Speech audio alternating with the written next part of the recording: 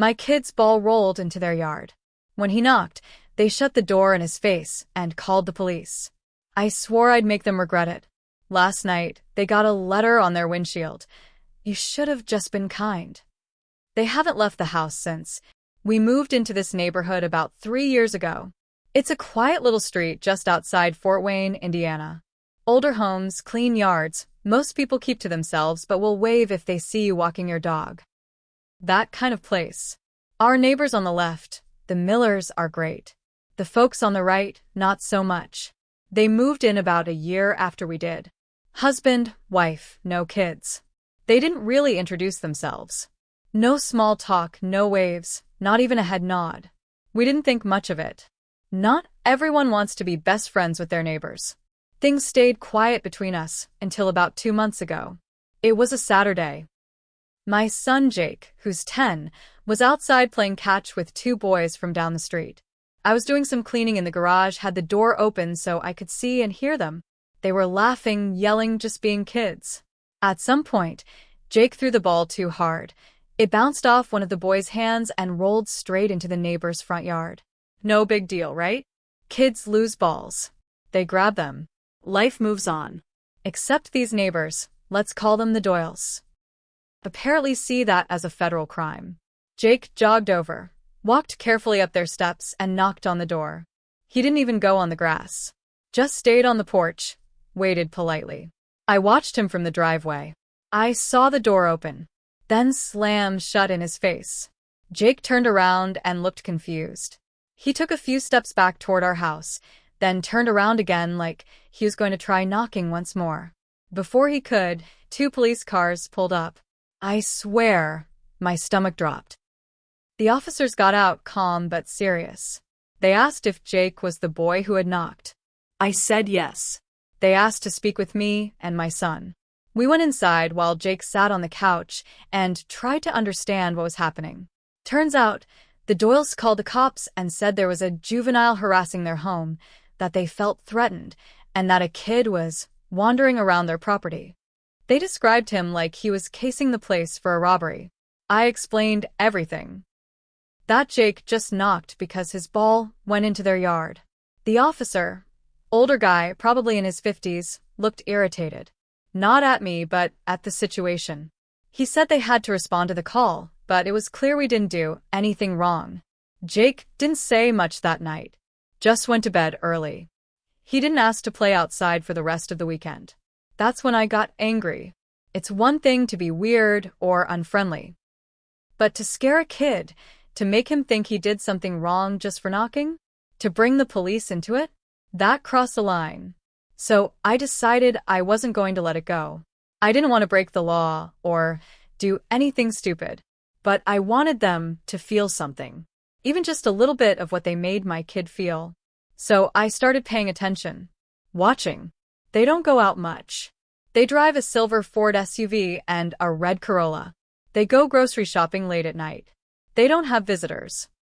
They keep their blinds closed all the time. It didn't take long to notice a pattern. 3 weeks ago, I started writing little notes.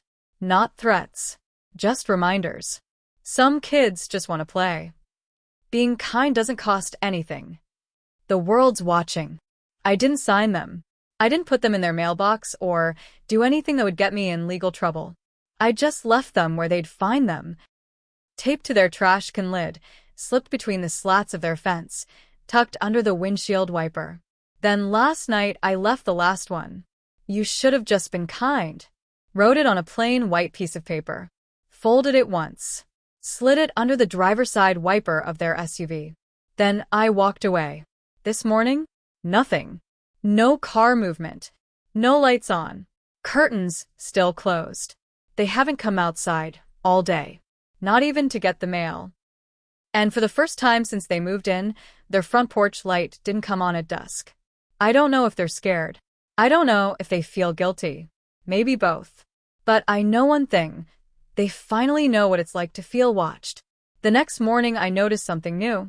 Their trash bins were still out at the curb. It was Monday, trash day. They usually brought them in by noon.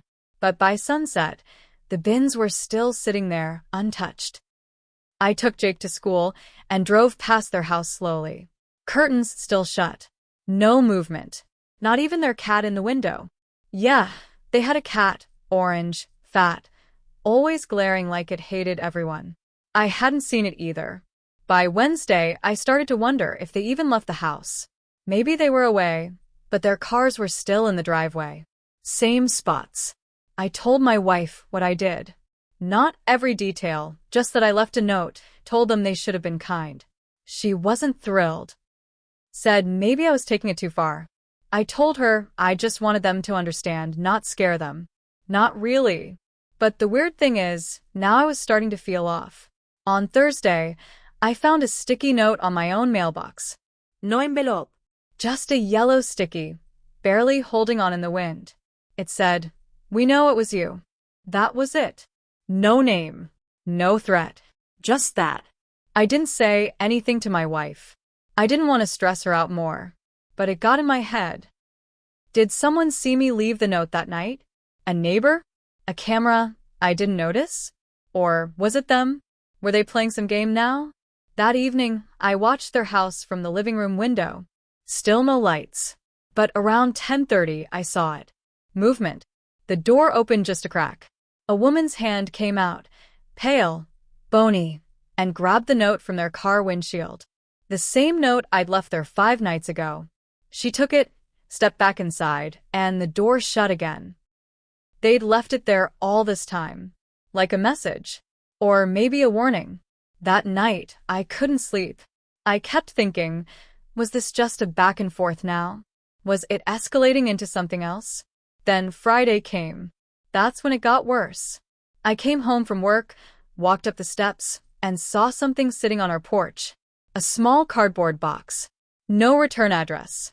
Just our house number, written in thick black marker. Inside was Jake's ball. The same one that had rolled into their yard weeks ago. It was clean. Too clean. Like someone had wiped it down with bleach or soap. It had a smell to it, that sharp chemical scent you don't forget. And inside the box was a folded piece of paper. It said, "Keep your kid away from our home." That's when I realized they weren't scared. They were waiting. I stared at the note for a long time. My hands were shaking, but not from fear. From anger. They had the nerve to act like we were the threat. I walked inside, locked the door, and went straight to the garage. I tossed the box on the workbench and took a picture of the note. I still hadn't called the police. I didn't want to escalate this legally unless I had to. But part of me wondered if that's exactly what they wanted, to provoke me again and make me look like the unstable one. That night, I didn't sleep much. I kept playing the scenes over in my head. My son at their door. The cop cars. The mailbox sticky note. The chemical cleaned ball. And then something clicked. I remembered something from weeks ago. When the police first came, one of the officers said it wasn't the first time the Doyles had called them. He said they had a history of complaints. So Saturday morning, I went to the town hall. I asked if I could look at public records involving noise or police complaints at their address. The woman behind the desk didn't ask questions. She just handed me a printed list. Over the last 9 months, the Doyles had filed 16 complaints. 16. Mostly petty stuff. Kids walking too close to property. Dog barking too loud. Car engine running at night. All vague. All dismissed. I drove home, sat in the driveway, and stared at their house. What kind of people file 16 complaints in less than a year? People who want to control everything. People who want power over others. Or maybe people hiding something. That night, I parked a few blocks away, walked back around 1 a.m., and sat on the curb across from their house. I just wanted to see if there was anything unusual, maybe catch them coming or going. But at 2:18 a.m., something else happened. A second car pulled up. A black sedan, tinted windows. It parked in front of their house, headlights off. A man got out. Short, stocky, wearing a hoodie. He walked up their steps and knocked 3 times. The door opened. I couldn't see who answered, but the guy slipped inside fast. Like he didn't want to be seen. I stayed another hour, but the car never moved. The house stayed dark. Next morning, The sedan was gone. No trace of it. I decided to ask the Millers, our good neighbors, if they'd ever had problems with the Doyles. They got quiet fast. Then Mrs. Miller leaned in and said something I haven't stopped thinking about since. They used to live 3 blocks over. A house on Parker Street. You didn't know that. I didn't. Apparently, they sold that house suddenly. No for sale sign, just up and moved one day. She heard they'd had some kind of dispute with other neighbors there too. People said it got bad, yelling, police, even court stuff. Then she said, "It's strange, bad things seem to follow them, no matter where they go." And that's when I realized this wasn't just about my kids' ball. These people were used to chaos. They thrived on it. And now they were pulling me into it. I couldn't let it go anymore. Not just because of the note, the ball, or the strange car. Something about this felt off, not just mean but wrong. Like something deeper was happening. That night, after Jake went to bed, I sat in the living room with a laptop and decided to look into their old address on Parker Street. Took me a few tries, but I finally found the old house listing online. I clicked through the photos. It looked just like you'd expect. Beige siding, clean lawn, white shutters. But then I noticed something in one of the older listing photos, a rusted metal sign staked near the porch that said, "Neighborhood Watch." I thought back to the man in the hoodie. The way he knocked, fast and quiet, like he'd done it before. So I searched deeper. I found an old neighborhood forum thread. Buried under forgotten posts was one titled, "What's Going On with 228 Parker?" It was about them. The thread was from 2 years ago. Dozens of comments. All vague, but angry. People talking about missing pets, dead plants, loud arguments, and 2 kids who stopped coming out to play after a bad incident near that house. Someone mentioned that the family at 228 Parker moved in, started fights, and then someone, the post didn't say, who left an anonymous note campaign to try and drive them out. I froze. Had someone done to them what I was doing now? Were they paranoid because of that? Were they expecting me to be just like whoever drove them off before? But then I saw the final comment in the thread. It was simple. It said, "If you're new to the neighborhood, keep your kids away from the Doyles. They smile at you in the daylight, but at night, they don't sleep. They watch." I sat there staring at the screen. Suddenly, this didn't feel like a grudge. This felt like a pattern. And I'd walked straight into it. That same night, around 2:40 a.m., I woke up to a sharp tapping sound. Not knocking. Tapping. Deliberate. Measured. It was coming from our back door. We don't have a back porch, just a small slab of concrete and a motion sensor light that should have turned on. I walked quietly, barefoot, holding my phone in one hand and a baseball bat in the other. I flipped the back porch light on. Nothing. No one. But on the glass door, just below eye level, was a fingerprint. Small. Smudged. Like someone had touched it with a gloved hand. The porch light didn't go off for 10 minutes. I didn't sleep at all after that. And now I'm starting to think. I didn't pull them into anything. They pulled me. By Saturday morning, I was wired from lack of sleep. My hands were shaking just pouring coffee. Every noise made me look over my shoulder. I didn't tell Jake what happened with the tapping at the door. He already looked uneasy most days, like he could feel something was off, even if he didn't know what. I kept my phone close all day. No more notes, no new movement from their house. But the silence was worse now. It felt like a thread in itself. Around 3 p.m., Jake asked if he could ride his bike. I almost said no, not because I didn't trust him, but because I didn't trust them. But I didn't want to smother him. I told him to stay on the block, keep his phone in his pocket, and check in every 20 minutes. He nodded, excited just to be outside again. I watched him ride up and down the sidewalk a few times before going back inside. I tried to keep busy. I even started mowing the lawn, just to burn off the anxiety. I checked my phone after a while. 45 minutes had passed. I called him. No answer. I dropped the mower handle and ran toward the street. No sign of Jake. I started walking fast, then running up and down the block. Nothing. I called his name. I called again. Still no answer. I was seconds from calling the police when I saw him. He came walking from the far end of the street. His bike was missing. His face was red, and he was shaking. He wouldn't speak at first. Just walked past me and sat on the porch steps, staring down at his shoes. I sat beside him, trying to stay calm. Finally, he said, "I thought I saw something in their backyard." I froze. He went on, voice low. "I was riding past the Doyles. I thought I saw a cat through the fence." I stopped. Then the back door opened, and Mr. Doyle came out real fast. He didn't say anything, just stared. Jake looked at me. I got scared. I tried to ride away. But he was still watching. Like, really watching. Like he was waiting. I asked about his bike. He hesitated.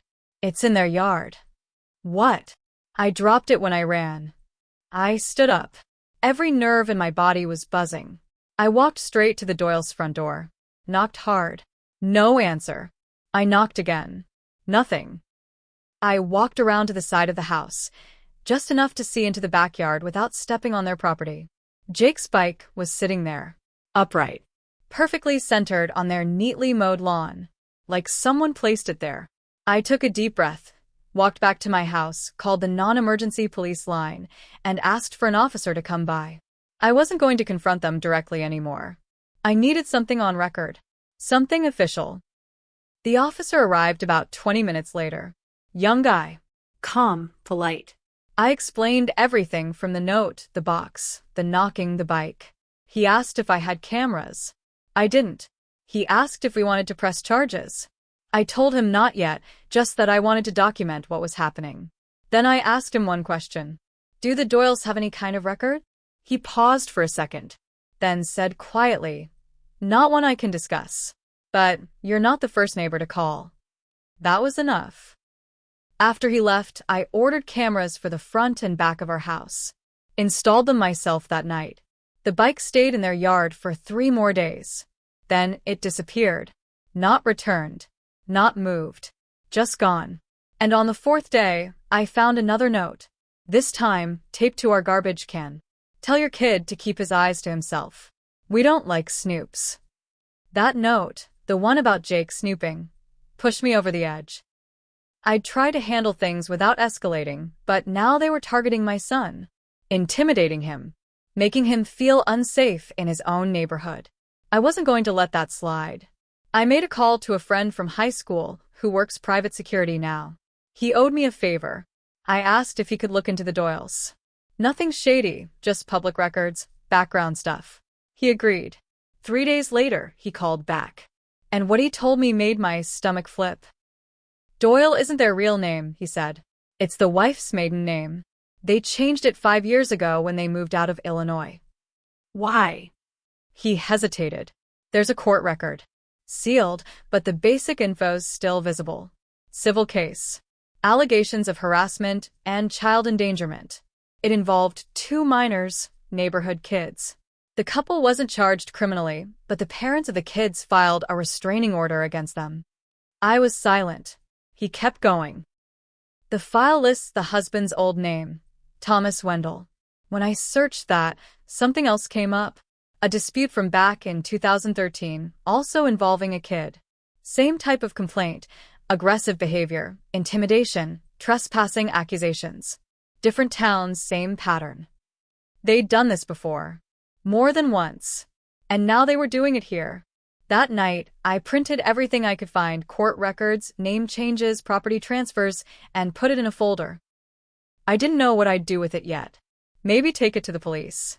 Maybe to a lawyer. But then something else happened. Around 11 p.m., our new security camera pinged me. Motion in the front yard. I pulled up the feed. There, standing just inside the edge of the camera's view, was the woman, Mrs. Doyle, or Wendell, whatever her real name was. She wasn't doing anything. Just standing. Not on her porch.